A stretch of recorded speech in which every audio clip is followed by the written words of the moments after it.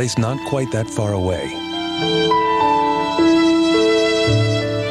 A hospital in America.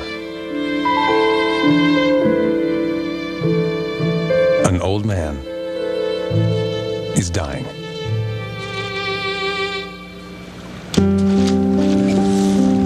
And a young boy believes he is this man reborn. Gus Ortega is a normal 6-year-old. Like most boys, he cherishes his time with his dad. Throw me the ball. But this relationship is different. Gus remembers that he played with his dad in a previous life. Only then, he was the father, and his dad was his son. This is the case that UVA scientist Jim Tucker is investigating. Whenever I go to see a case, I go with a certain amount of skepticism. I never go with the assumption that this is reincarnation. And that's also the same approach that I have with the work as a whole. We're here because this is an interesting phenomenon, so we're trying to learn as much about it as possible. Catch it! Oh, good job! Grandpa Augie died in 1993. His son Ron found him lying on the floor in his home. A stroke. Grandpa Augie died 5 hours later. He was a shopkeeper. He sold everything people wanted to buy, and he loved his family. But he never met his grandson, Gus. Gus was born 1 year after Grandpa Augie's death. One day, when he was just 1.5 years, Gus was alone in his room with his father. Ron came out and told me that he had just finished changing Augie's diaper, and that he looked right up at him and said, "You know, Dad, when I was your age, I used to change your diaper." I was flabbergasted, to be honest with you. I thought it was just kind of strange, especially the choice of words to say that phrase, "when I was your age," for this little 1.5-year-old toddler. I was saying Justice said Jason went that fiddly. He started talking about Grandpa. And, you know, just the little things he was saying that we knew he couldn't have known because he never met Grandpa. His grandfather died a year before he was born. So, yeah, we were pretty puzzled about it. Then one day, Ron Ortega brought a set of old photos home, and something even more remarkable occurred. And I said, "Oh, look, look at this old photograph." And he came up to it and he goes, "Oh, there's me." I mean, I was like, just totally astounded, you know. It just stopped me, you know, cold. I mean, because how would he know that? Gus would make more statements like that over the course of the next years. He would recollect episodes of his grandfather's life that even Ron could hardly remember. And he was there. Gus knew more about his grandfather than he should have. Is this evidence of reincarnation?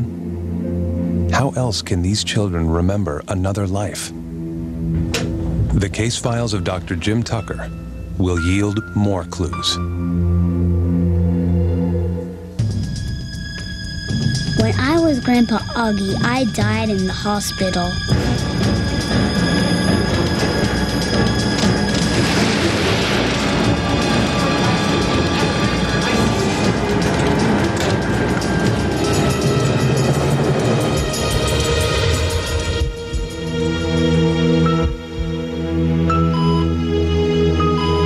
When I went to heaven, God gave me a card.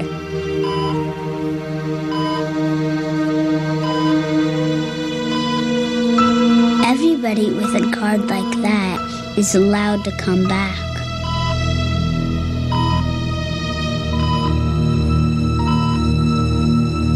I want it to come back.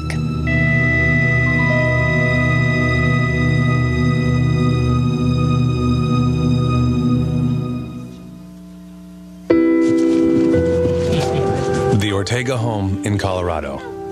Jim Tucker from the University of Virginia cannot just reject what little Gus has to say about a previous life. There are certainly a lot of people who will simply dismiss this work because it disagrees too much with their assumptions about how the world works. But to dismiss something because it disagrees with your assumptions is really not very scientific. So we have this phenomenon, and we have the evidence that it's involved with this phenomenon. So the scientific approach is to explore it and learn all we can about it. The Ortega home in Colorado. Dr. Jim Tucker is interviewing Gus Ortega. Gus claims to have lived before as his grandfather. And how about your grandmother? Yeah. And were you a little boy when you were doing that, or was that when you were big? That was when you were big? Is Gus telling the truth? Tucker has no way of knowing. That is why the most crucial information in many cases come from the parents. Jim Tucker interviews Kathy and Ron Ortega. Standard procedure. And when was the next time that he said something that suggested he had information, that he knew things about your dad? Gus said, I had a sister, but she died. She's a fish now. And we said, she's a fish? What do you mean? What happened? And he said, well, some bad guys hurt her. Mm-hmm. And that really made me stop, because I only recently heard the whole facts of this story about my father's sister, and she indeed was murdered, and she was thrown into San Francisco Bay. A family secret. Little Gus could never have heard about this story, because even Ron Ortega did not know about his father's sister. How could his son? I really hadn't thought of reincarnation or even putting that word in connection with what was happening. I wasn't brought up, with learning about reincarnation. I was brought up Southern Baptist, and certainly did not hear about reincarnation. If you had told me that a year ago, yeah, right. You've come back. Uh-huh. But, now, anything can happen. Yeah, anything. In his hotel room, Jim Tucker reviews his notes. There are many questions, especially when it comes to same family cases, like the Ortegas. Whenever we investigate a case, we certainly have to assess the reliability of the informants.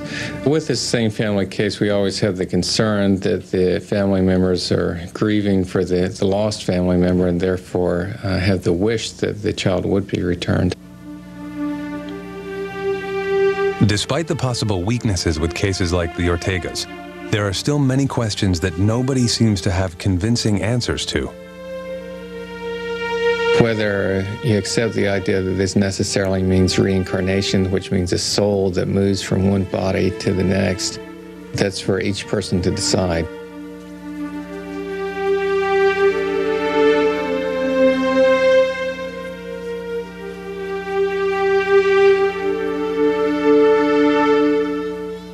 The most convincing cases, however, are found on an island south of the Indian subcontinent, in Sri Lanka.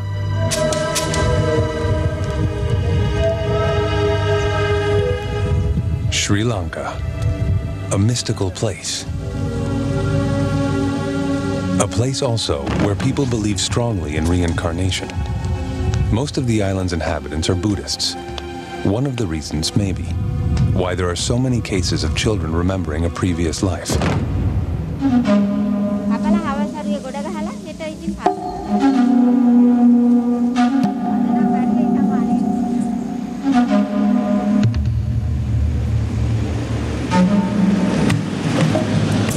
Professor Erlendur Haraldsson of the University of Iceland, on his way to visit his best case.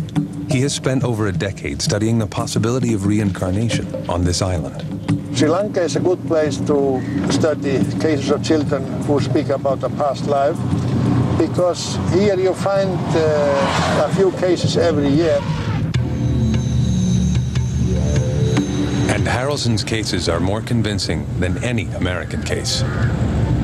The cases in Sri Lanka and in the United States differ in several respects. First of all, in the States, these are mostly in-family cases. Here in Sri Lanka, in-family cases are rare. I've only had a few. And secondly, the details seem to be greater here in this country. What makes Haraldson's cases so intriguing is that the children remember not the life of another family member, but that of a complete stranger. Haraldson crosses half the island to meet with his most fascinating research subject, a girl by the name of Dilukshi. This is a very interesting case because Dilukshi was talking about memories of a previous life for almost 3 years and doing so persistently and repeating the same story over and over again. The little girl Haraldson is about to meet shocked her parents when she said that she was not really their child. She claimed she had another mother and father elsewhere. She was saying that she had lived in a place near Dambulla, and there was a stream there. She had fallen into a stream and drowned. Haraldson hopes the trip to meet Dilukshi may yield some answers. I was always interested in these images or thoughts or behavioral characteristics that are sort of out of tune with their present life. How do they arise? How do they come into these children?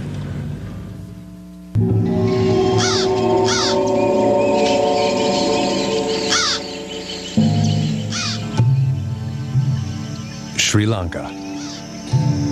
On his way to investigate claims of reincarnation, Professor Haraldson and his translator finally arrive at the home of Dilukshi Nisanka.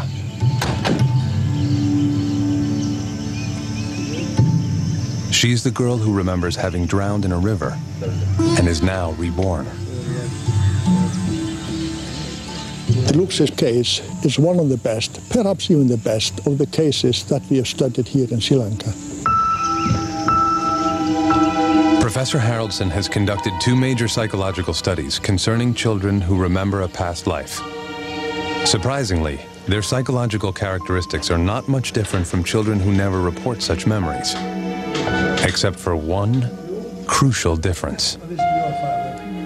In the studies I have made on their psychological characteristics, you even find that some of these children tend to have what we call a post-traumatic stress disorder. The question is, how does it get there? They have not experienced anything particularly death-threatening in this life, but they have these images of having died in another life. This may be the reason for this apparent post-traumatic stress disorder. Has Dilukshi really lived before? These children, they are experiencing something real. It is psychologically real. They have these images of what they interpret as of a past life, and some of these are concerned with how they died in the alleged previous life. And that's usually a painful way of death. It's a violent death, unexpected death, sudden death. Could Dilukshi just be making her stories up? If they were making up some fantasies, then one would expect them rather to make up some fantasies of a better life or something that would be of some satisfaction to them. But to think about how they died is not really a pleasurable fantasy. For the Nisanka family, Dilukshi's memories are painful. Every time they talk about it, they are reminded that Dilukshi does not feel part of their family. It is especially difficult for her mother. She first started speaking of her previous life when we took her to Montessori preschool. She also mentioned when we went to the temple that her temple was in a different place. And when we had our meals and went to bed at night, she would again mention her previous life. In fact, I had become so irritated by what she was saying that I beat her once. I felt very bad about all of this. Deluxi was constantly speaking about her previous family. It felt as if she was condemning me for being a bad mother, for not looking after her properly. Could she tell us what it is that she still remembers? There was a footbridge across the stream near my house.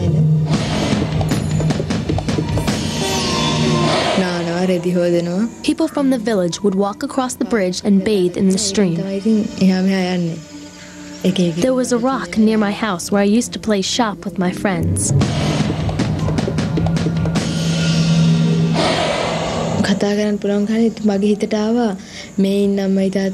I have always felt that I don't belong in my present family.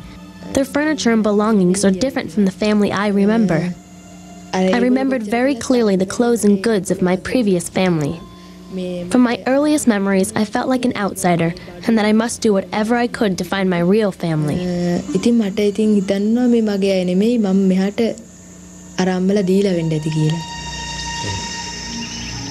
Which means these memories are real to Deluxi. The day I died, I went to the stream to swim with a friend of mine.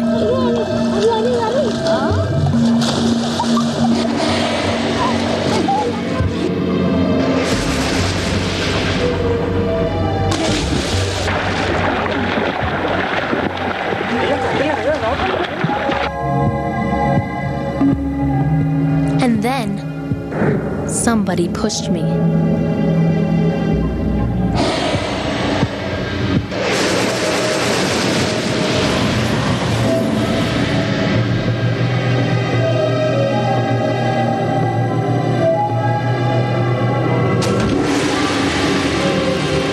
I was in the water when I died.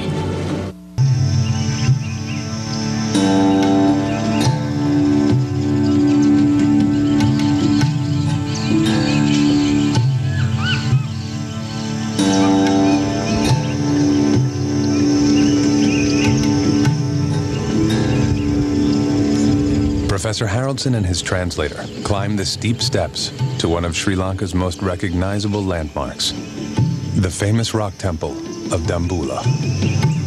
The next step in the investigation of this case leads us here to the Dambulla temple because Deluxi had spoken about it. And then the family, they decided to do something about Deluxi's talk. Deluxi's parents decided to call the abbot living in this temple and ask him if he knew of any girl who had died in this area and who fit the description given by Deluxi.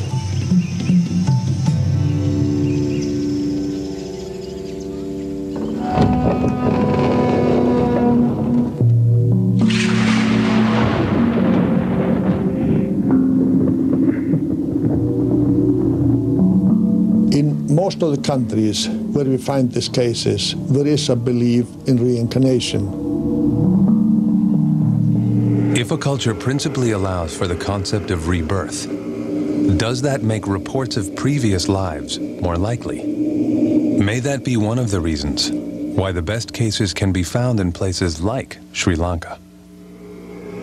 Here in Sri Lanka, we find most of the cases among Buddhist families. Of course, the majority of the population here is Buddhist, about 2/3. But we also find some cases among Christians, and we even find a few among the Muslims. So the cases in Sri Lanka are found in all the major religious communities. The key to solving Deluxi's case may very well lie with the abbot of the rock temple.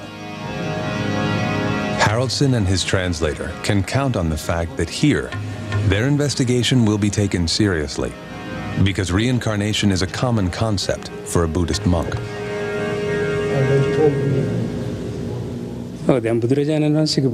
Buddhism teaches us that reincarnation exists. It happens due to the accumulation of good and bad deeds, which we call karma. Our desire to live in this world pulls us into our next birth, and the number of good and bad deeds we have performed determine the circumstances of our next birth.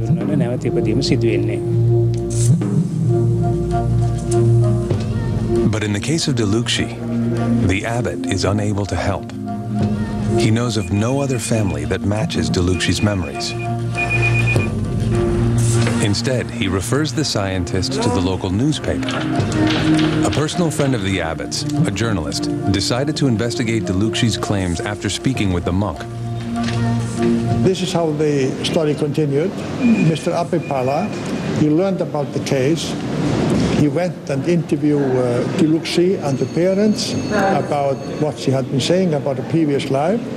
It was then published a few days later. And this newspaper has a distribution all over the country. For the journalist, it was a good story. I consider this case unique because for over 30 years I've researched these types of stories and have come across various people who talked about their previous births. But this one is 1 in 1,000. His readers were enthralled with Delukshi's mysterious memories and the remarkable details she remembered.